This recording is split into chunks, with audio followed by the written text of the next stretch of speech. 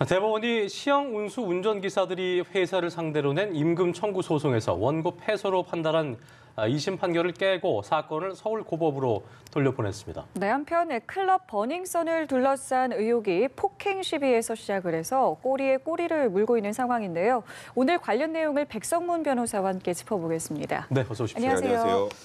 내용이 쉬워 보지는 않습니다. 네. 대법원이 시형 운수 운전기사들이 회사를 상대로 낸 임금 청구 소송에서 1, 2심에서는 일단 그 회사에 어려움이 있을 수 있으니 이거 신의 측에 따라서 과거 그 상여금 뺀 거를 받을 수 없다는 건데 대법원은 그렇지 않다. 네.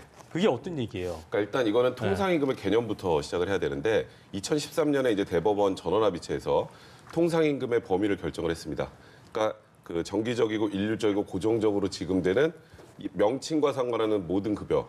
그러니까 과거에는 정기상여금 같은 경우에는 통상임금에 포함되지 않았어요. 근데 이 통상임금이 왜 중요하냐면 어차피 우리가 돈을 받는데 이게 통상임금이건 아니건 무슨 상관이 있겠어요? 네. 그런데 이제 임금의 개념 중에 우리 추가근로수당이라는 거 있죠. 네. 근데 추가근로수당을 산정을 할 때 통상임금을 기준으로 합니다. 그러니까 대부분 단체협약에서 이 정기상여금은 통상임금을 안 들어가 있었어요. 그러니까 그 전에 돈을 받았던 초과근로수당이 이게 정기상여금이 통상임금에 들어오니까 양이 늘어나죠.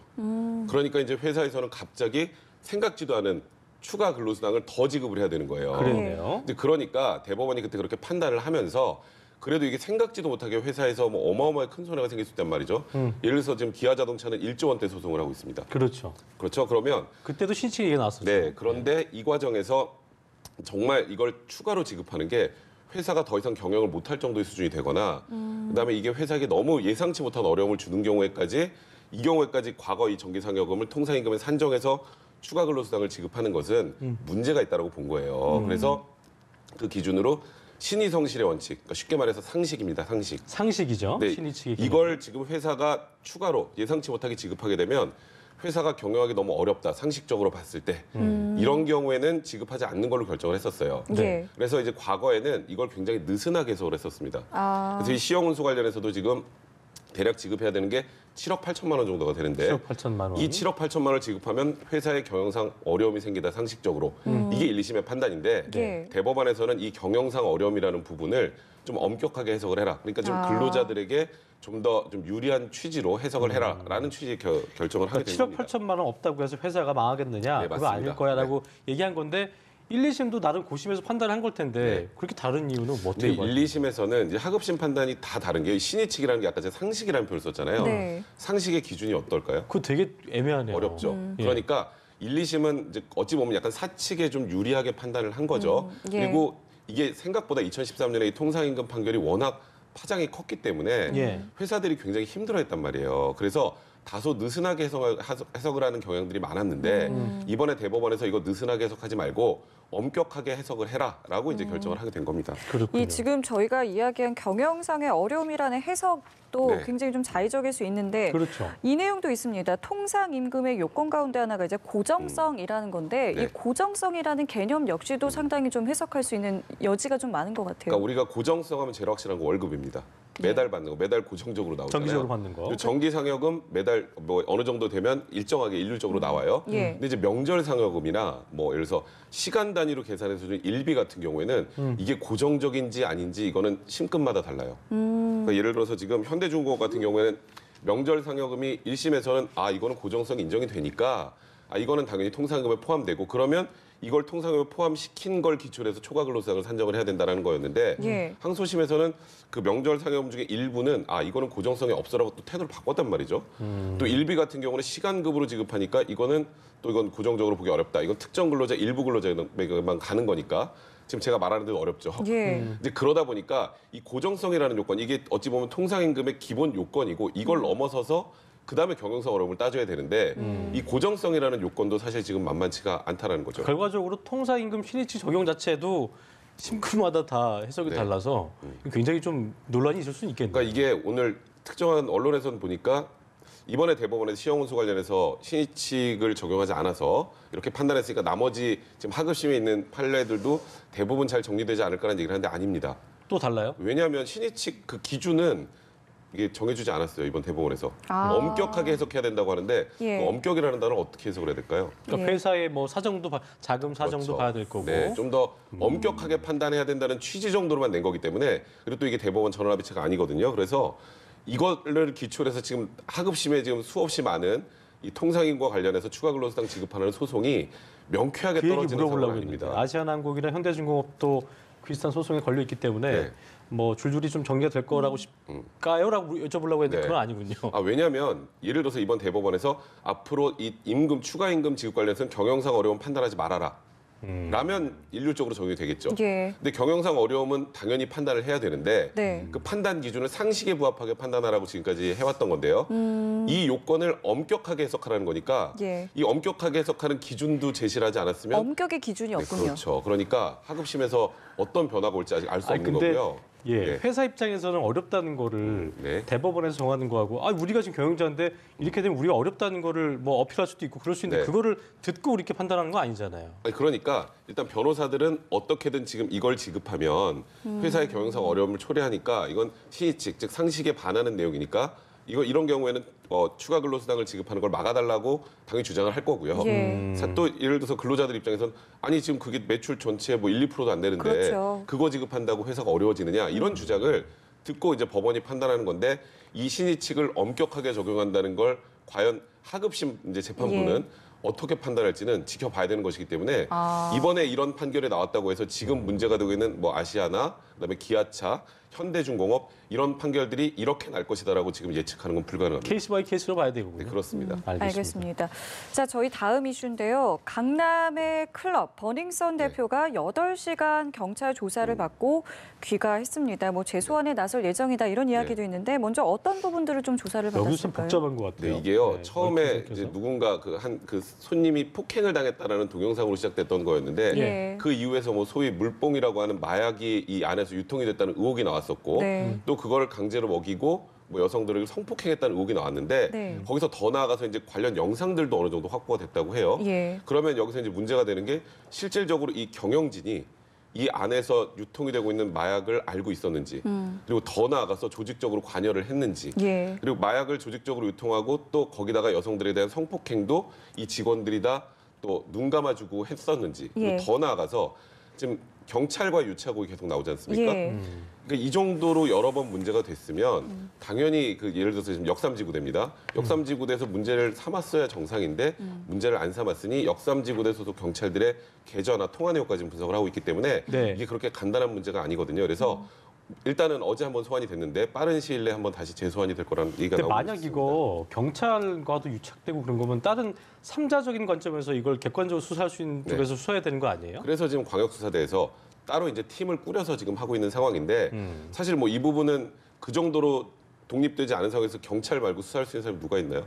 네, 그렇기 때문에 일단은 이 역삼지구대나 강남경찰서 상관없는 그래도 광역수사대에서 지금 수사를 하고 있는 상황이기 때문에 좀 지켜봐야 될 것 같습니다. 이게 좀 충격을 주고 있는 게 이제 그 버닝썬 클럽 내에서 마약 그 약물 이용해서 네. 성범죄에 클럽 직원들이 조직적으로 관여가 됐다 안 됐다 이걸 놓고 이제 설랑설레하고 있는 건데 네. 만약에 그게 사실로 확인된다면은 그 책임은 어떻게 그러니까 소재는 어떻게 물어야 일단은 되나요? 어디까지 관여를 하고 있는지 이 경영진 전반인지 아니면 일부 직원인지 관여된 사람들은 전부 다 처벌을 받습니다. 근데 거기서 이제 보통 이런 게 조직적으로 이루어졌다면 이 안에서 대표가 가장 중요하게 처벌을 받겠죠. 그런 상황이 된다면 근데 이제 문제가 소위 이 클럽의 VIP 손님들이라고 이제 모 언론에서 인터뷰한 내용들을 제가 좀 나오더라고요. 봤었는데요. 예. 그 내용을 보면 직원한테 이제 문자나 사진이 오면서 지금 A라는 여성이 어린 여성이 지금 소위 마약에 취해서 좀 쓰러져 있으니까 와서 해결하십시오. 이런 식으로 내용을 보냈다라는 게 제보가 됐다는 거예요. 예. 그럼 그런 직원들은 당연히 여기에 관여가 돼 있을 것이고 그렇죠. 근데 그런 직원들의 행위를 만약에 지금 이 대표가 알고 있었고 그걸 네. 묵인했거나 혹은 손님을 끌어모으기 위해서 지시를 했다면 이거는 이제 얘기가 굉장히 커지는 거죠. 그러니까 책임을 물을 수 있는 범위가 어디까지 확장되느냐도 네. 상당히 좀 그 지켜봐야 부분은 돼요. 이제 수사 과정을 좀 지켜봐야 됩니다. 그렇군요. 그리고 이런 이야기가 있습니다. 이 마약류 약물을 이제 유통한 혐의를 받는 이 중국인 여성의 행방도 추적을 하고 있는데 이 빅뱅의 승리 씨가 이 여성과 함께 찍은 사진이 또 네. 포착이 돼서 일단은 해명을 했습니다. 모르는 사람이고 모른다. 그냥 네. 사진만 찍은 네. 것이다라고 하는데 이런 경우에는 수사가 어느 정도까지 확대가 되는 일단은 겁니까? 그 중국인 여성이요. 승리 씨의 팬인지는 알 수 없습니다. 본인의 SNS에다가 승리 씨와 찍은 사진을 올렸고 예. 그리고 거기에 이제 내가 돈을 많이 벌어야 이렇게 승리 씨하고 사진도 찍을 수 있다. 이런 취지의 내용을 올렸는데 물론 말씀하셨던 것처럼 승리 씨는 모른다고 하고 있는 입장이거든요. 예. 근데 문제는 이 여성이 지금 이 버닝썬에서 마약을 유통했다라는 얘기가 나오고 있는 상황이고 네. 더 충격적인 건 이 여성이 그 최초의 그 폭행 사건이 있었을 때 네. 폭행 피해자라고 저희 주장을 했던 남성 있지 않습니까? 네네. 그 남성을 성추행으로 고소한 여성 중에 한 명이에요. 그러니까 그러다 보니까 이 여성이 성추행으로 고소를 할 상황이 아니었음에도 불구하고 마약 얘기가 나오니까 일부러 이 남성이 뒤집어 씌우려고 한 게 아니냐는 얘기도 나온 상황이거든요. 이런 의혹도 있는 그렇다면 거군요. 사실 지금 승리 씨, 뭐 물론 지금은 모른다고 선을 그었고 자기는 영업이 아니라 홍보와 관련된 일만 했다고 하지만 경찰 수사가 승리 씨까지 갈 가능성도 지금 현재로 봐서는 배제할 수 없는 상황입니다. 그리고 이전에 뭐 저희가 꾸준히 TV에서 나오고 있는 얘기지만 경영도 관여를 했다는 얘기가 또 나왔잖아요. 네, 그렇죠. 근데 또 이제 사건 터지고 나니까 YG 측도 그렇고 손을 좀 긋는 모습인데 그 부분도 좀 석연치 않은 것 같긴 합니다. 그러니까 이제 승리 씨가 과거에 뭐 방송에서 난 요즘에 클럽하고 라면집 경영에 가장 뭐 매진하고 있다. 그렇죠. 라는 말을 했었는데 이제 일단 승리 씨의 해명은 일단 그건 방송에서 그렇게 한 것뿐이고 또 내가 직접 여기에서 뭔가를 한다고 해야 또 홍보도 많이 될 거라 생각해서 그렇게 얘기를 한 것이다라고 얘기를 하지만 실제 이제 그러면 이 버닝썬이라는 곳에서 승리 씨가 어느 정도의 돈을 받았는지 이제 이런 것들을 하나하나 체크해 봐야 돼요. 그리고 실제로 돈을 투자한 것이 있는지 이제 그런 것들은 이제 수사기관에서 하나하나 살펴볼 가능성이 있습니다. 예. 네. 그리고 예. 네, 그런데 이 수사가 진행되는 아까 저희가 뭐 이야기 잠시 했지만 경찰의 수사 자체에 좀 의심의 눈초리를 네. 보내고 있는 게 네. 이번에도 경찰이 좀 옹호하는 듯한 이 클럽을 네. 좀 옹호하는 듯한 발언을 해가지고 논란이 되고 있거든요. 때문에 글쎄요, 이게 경찰의 수사가 얼마나 철저하게 이뤄질지 의혹을 좀 잠재울 수 있을 만큼 좀 잘 돼야 될 것 같은데요. 네, 그러니까 이 경찰이 이런 표현을 썼습니다.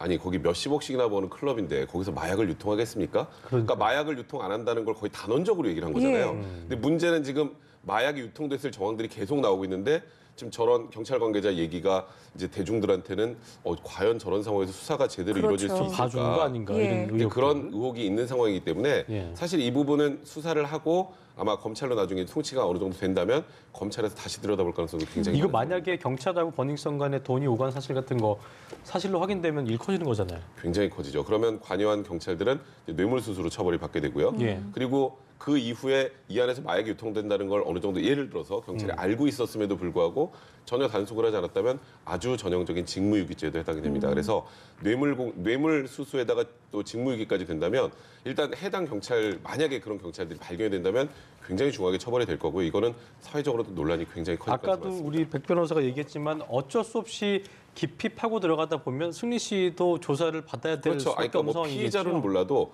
최소한 참고인 참고인 정도로? 상태에서는 조사를 받을 수밖에 없는 과정으로 가는 게 아닌가. 왜냐하면 지금 가장 문제가 되는 게 물론 승리 씨는 모른다고 하지만 마약을 유통한 것으로 보이는 이 중국인 여성과 무언가 아는 것 같은 그런 사진들도 나온 상황이기 때문에 예. 뭐 그 부분에 대해서는 확인이 좀 필요하지 않을까 싶습니다. 알겠습니다. 그 또 강제 수사도 뭐 검토 중이다라는 이야기가 나오고 있는데 강제 수사 같은 경우는 어떤 경우에 좀 진행이 되는 일단 겁니까? 강제 수사 첫 번째는 압수수색입니다.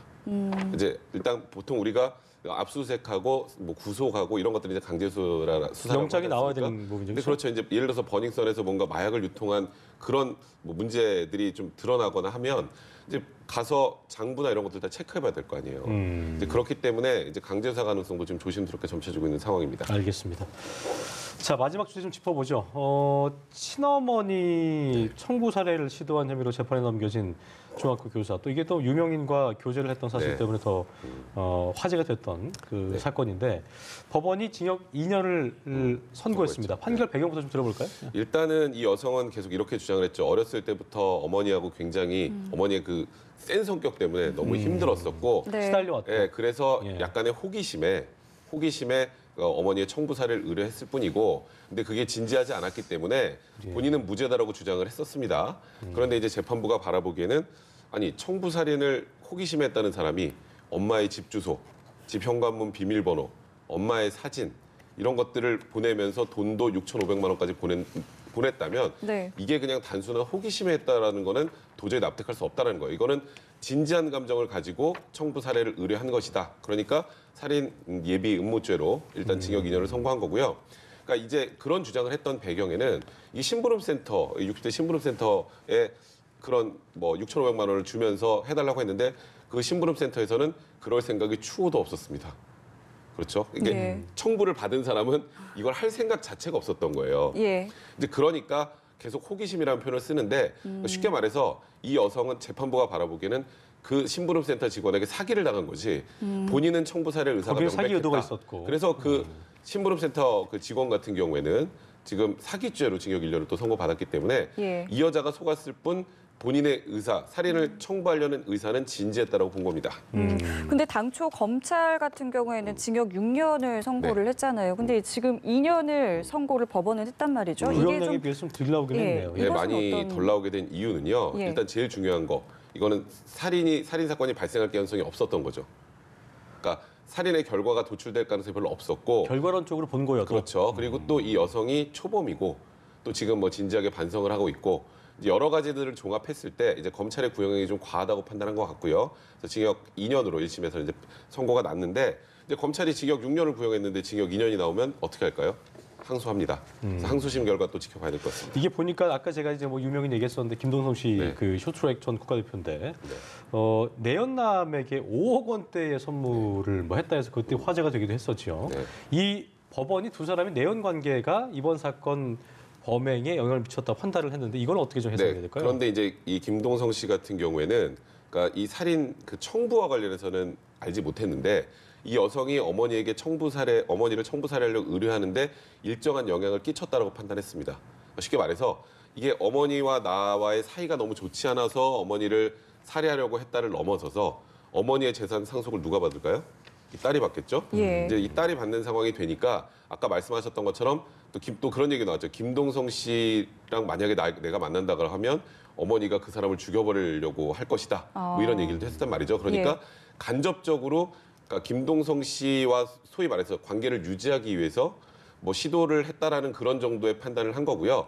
다만 김동성 씨가 여기에 실질적으로 관여했다라는 판단을 하지 않았습니다. 근데 어쨌든 그건 딸 되는 분하고 김동성 씨가 그런 건 절대 아니다라고 얘기하면은 법원에서 일종의 어떤 그 생각한 부분이지 그게 진짜인지 아닌지 모르는 부분. 그러니까 일단 그렇죠. 근데 일단 이 여성은 계속 김동성 씨가 이 사건과는 관련이 없다라고 주장을 해왔고요. 예. 다만 김동성 씨와의 사이가 앞으로 지속하기 위해서 그게 일정 부분 동기가 됐다는 취지의 내용은 이 여성도 스스로 진술을 했습니다. 그렇기 때문에 재판부 입장에서는 그냥 말 그대로 살인 이제 청부를 한 동기의 일부분을 바라본 거고요. 네. 김동성 씨가 이 사건 관련해서 어떤 혐의가 있다고 바라본 건 아니죠. 예. 네, 알겠습니다. 저희 오늘 세 가지 이슈 백성문 변호사와 네. 함께했습니다. 오늘 말씀 고맙습니다. 고맙습니다.